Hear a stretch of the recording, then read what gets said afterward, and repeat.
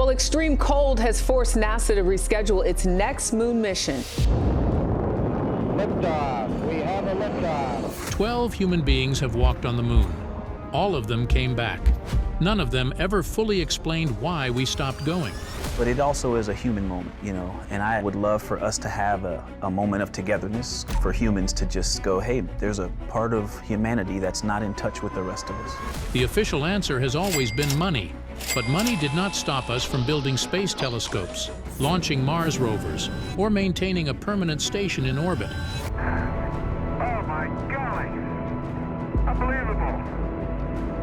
Unbelievable, but is it bright in the sun? Something else stopped us, and the man with the answer spent 50 years staying quiet about it, until now. The man who was already there. Something about the moon never sat right with him. For 50 years, Charles Duke stayed quiet because of where he had been and what he had seen before he ever stepped onto the surface. During Apollo 11, Duke sat in mission control as Capcom, the only voice allowed to speak directly to the astronauts. Liberty, this is freedom. Do you read me?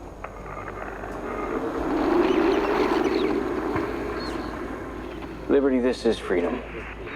When Neil Armstrong said, "The Eagle has landed," that was not just a line. It meant the lunar module had touched down safely after a descent filled with alarms and fuel running dangerously low. Duke responded, "Roger, Tranquility, we copy you on the ground. You got a bunch of guys about to turn blue. We're breathing again." That was not a joke. The entire control room had been holding their breath because the landing was seconds from failing. The lunar module was running out of descent fuel. The fuel needed to slow down and land safely on the moon. Neil Armstrong had less than 30 seconds of that fuel left, and as he approached the surface, he saw the landing area was filled with rocks. If the fuel ran out, he would not have been able to land. The spacecraft would have crashed, or they would have been forced to abort at the last second. Duke's words were pure relief after realizing they had just avoided disaster. Neil took manual control, guided the spacecraft to a safer spot, and landed just in time. Duke's words were pure relief after realizing they had just avoided disaster.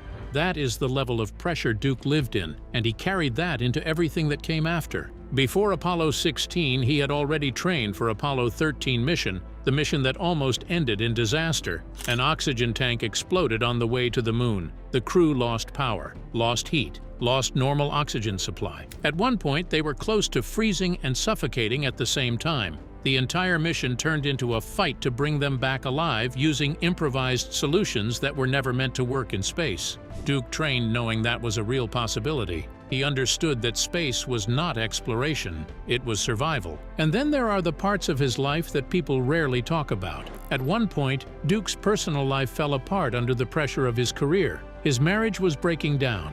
He later admitted he had become distant, consumed, and emotionally unavailable. The same focus that made him reliable in space was quietly damaging his life at home. Then came something even darker. After returning from the moon, Duke went through a period of deep inner struggle. He spoke openly years later about feeling empty, despite having achieved something almost no human ever will. Imagine walking on another world and still feeling like something is missing. That kind of silence changes a person. So when Apollo 16 launched in April 1972, Charles Duke was not just another astronaut. He was a man who had already seen how close everything could come to collapse. He spent 71 hours on and around the moon, and when he came back, something about him felt different. There have long been quiet rumors that for days after the mission he barely spoke to anyone. Some claimed he would just sit there staring into space, as if still trying to process something he could not explain. Others said he looked very lost and scared, and at times suffered from intense headaches and even bouts of vomiting, as if what he experienced had not fully left him. And then, just as suddenly, he went silent for 50 years, until now. What he says actually happened begins with a mission that looked on every piece of paper completely routine. The mission that was supposed to be routine. Apollo 16 launched on April 16, 1972, carrying a crew of 3. John Young was the mission commander, a veteran astronaut who had already flown to the moon once before on Apollo 10. Ken Mattingly was the command module pilot, responsible for keeping the spacecraft in lunar orbit while the others descended to the surface. And Charles Duke was the lunar module pilot, the man who would stand beside Young on the moon. 3 highly trained, carefully selected professionals on what was expected to be one of the most scientifically productive missions in the entire Apollo program. Their destination was a region called the Descartes Highlands. Geologists had chosen this location deliberately. The highlands were believed to contain some of the oldest rock on the entire moon, material formed during the earliest and most violent period of lunar history, billions of years ago, when the solar system was still taking shape. Scientists expected to find answers there, ancient, undisturbed geology that would fill in critical gaps in what we understood about how the moon, and by extension the Earth, came to be. The mission objectives were clear and straightforward. Duke and Young were to deploy scientific instruments across the surface to measure moonquakes, solar wind activity, and cosmic radiation. They were to collect rock and soil samples from highland terrain that no previous mission had ever reached. They were also tasked with pushing the lunar rover across more challenging and uneven ground than any earlier crew had attempted, testing both the vehicle and their own ability to navigate difficult terrain. Young and Duke landed the lunar module named Orion on April 21st. Over the following 3 days, they conducted 3 separate moonwalks, referred to as EVAs, which stands for extravehicular activities. The first EVA lasted over 7 hours. The second exceeded 7 hours as well.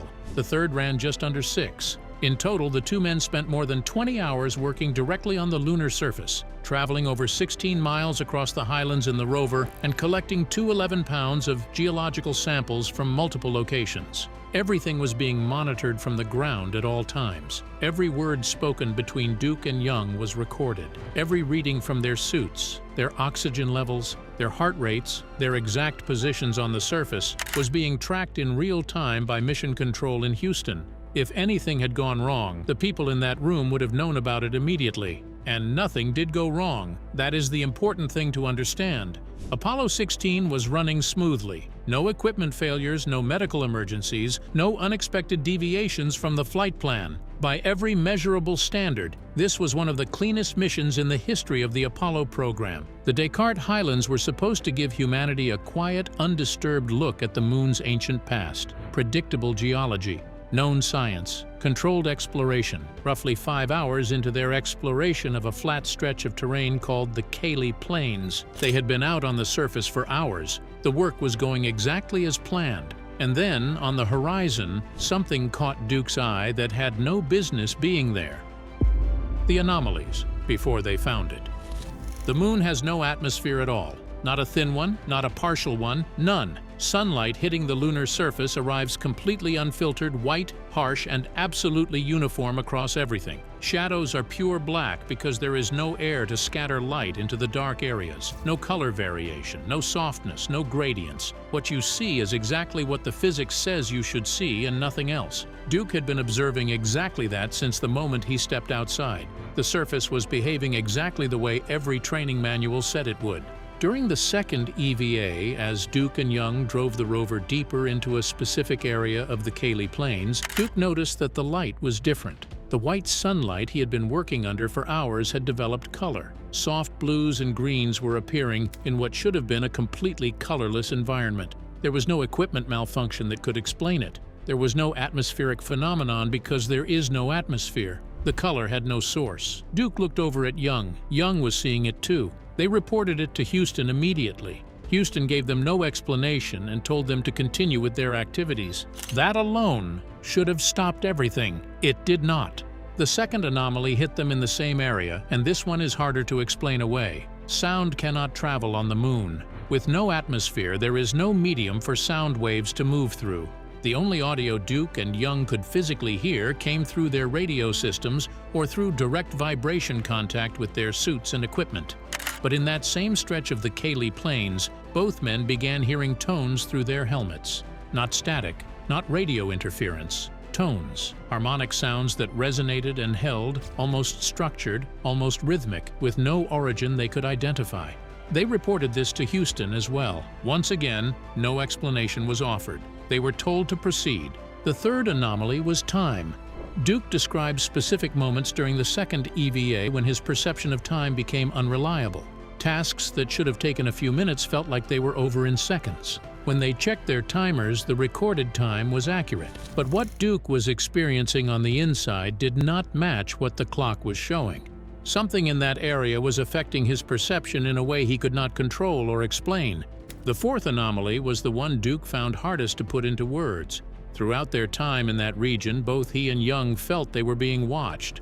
Not a vague discomfort, a sustained, specific sensation of focused attention directed at them from somewhere they could not identify. Something was aware of them. Duke was a military test pilot who had spent his entire career learning to suppress exactly that kind of psychological distraction. He could not suppress this. Young felt it too.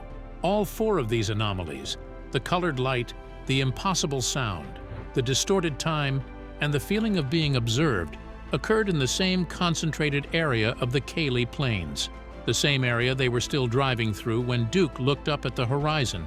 He thought at first it was a rock formation, a ridge, something the terrain had thrown up at an odd angle, but as they drove closer, that explanation stopped working entirely. The structure. Something on the horizon had the wrong shape. The geometry was too regular.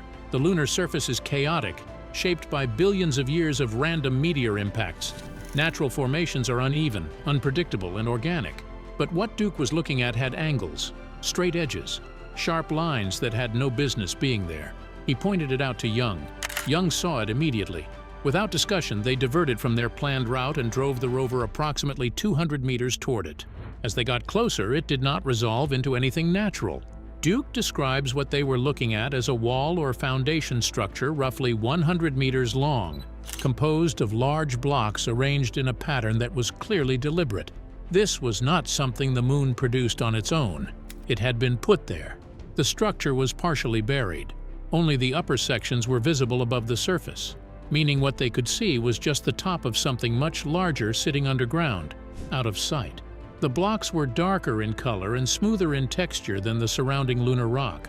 The edges were angular, the corners precise, and some of the blocks appeared to have been fitted together with clear intention. Millions of years of meteor bombardment had damaged the joints, but the deliberate placement was still visible beneath all of that.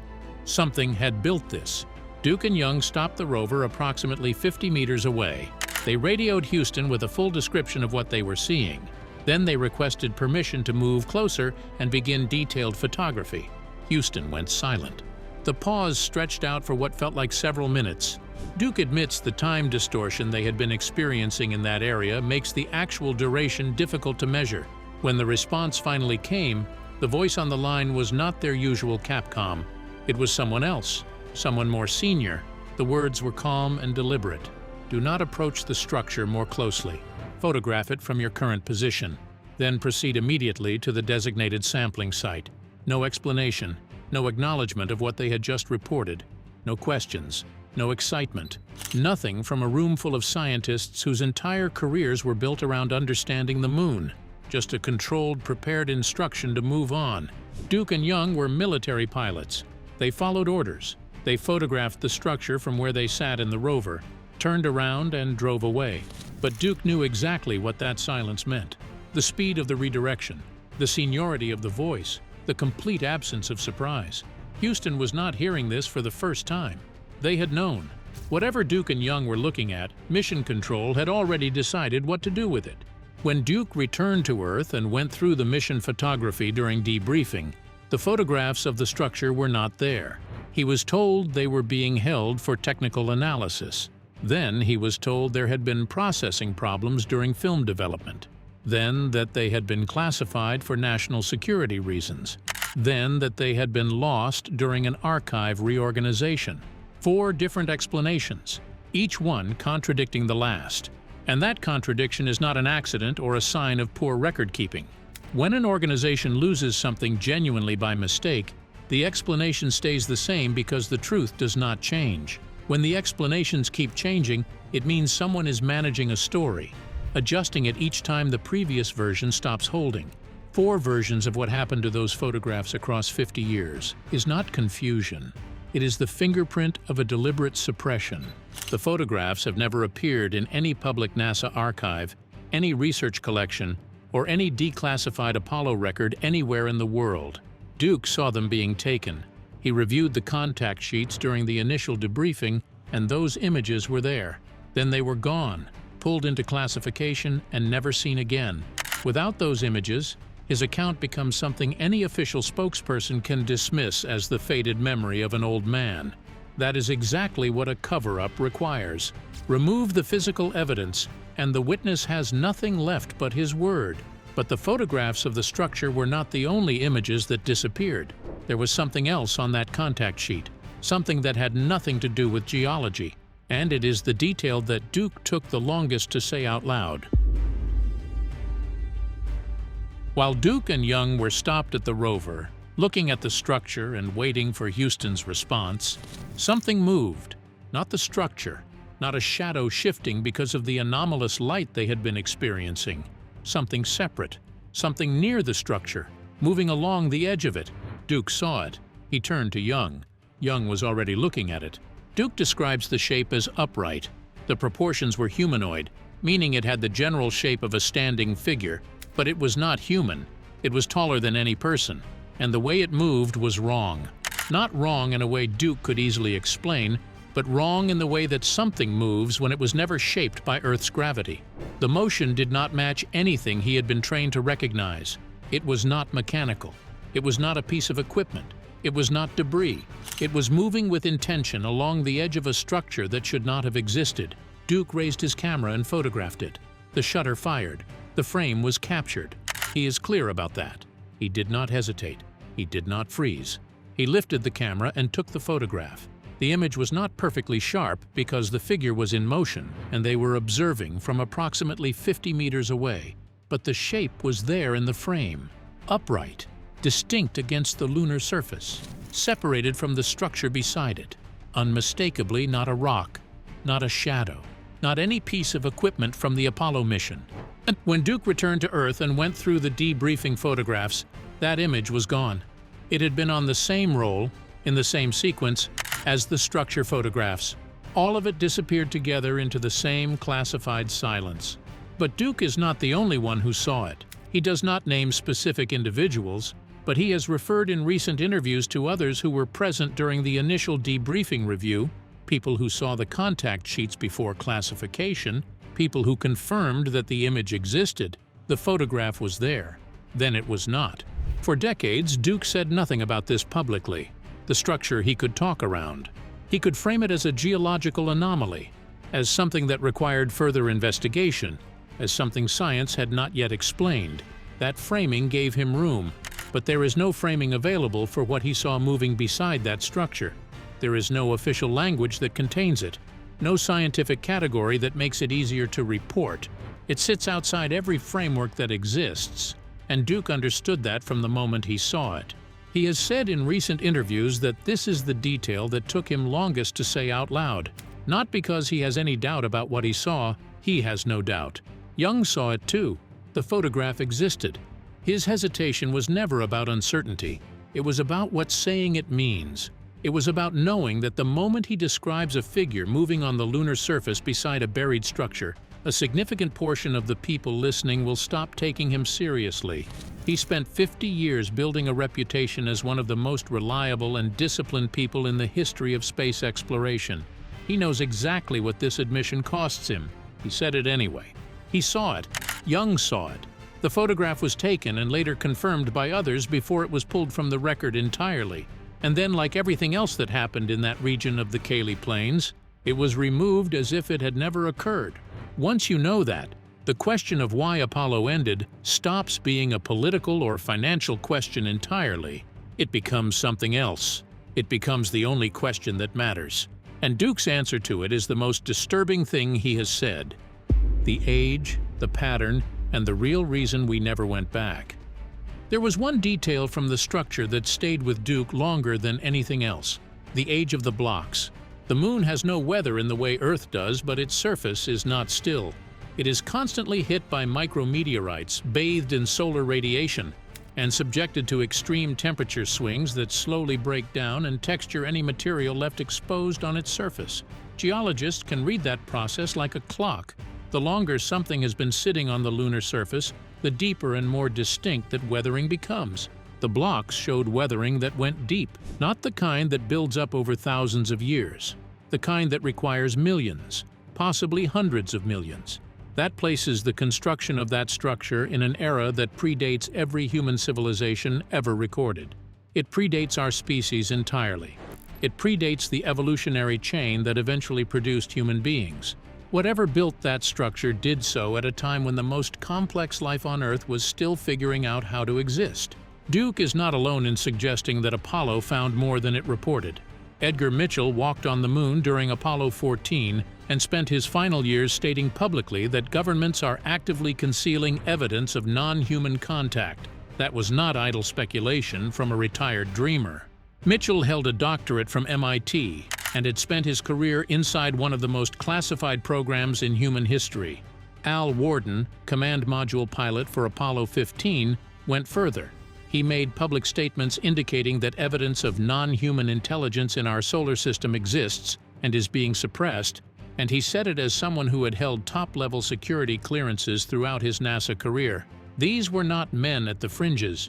They were men who had been trusted with the most sensitive information their government possessed, and they used their final years to say the official story was incomplete.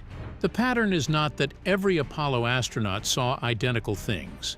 The pattern is that the ones who spoke most freely near the end of their lives all pointed in the same direction. Not toward budget overruns or fading public interest, toward something that was found and then buried. And we have not gone back. Not in 50 years. We have the technology. We have the capability. We have spent billions reaching further into space than any Apollo mission ever dreamed of going. But the moon, the one place we know how to reach, the one place where something was found, has not received a single human visitor since December 1972. That is not an accident. That is a decision. And the logic behind that decision is straightforward once you accept what Duke is describing.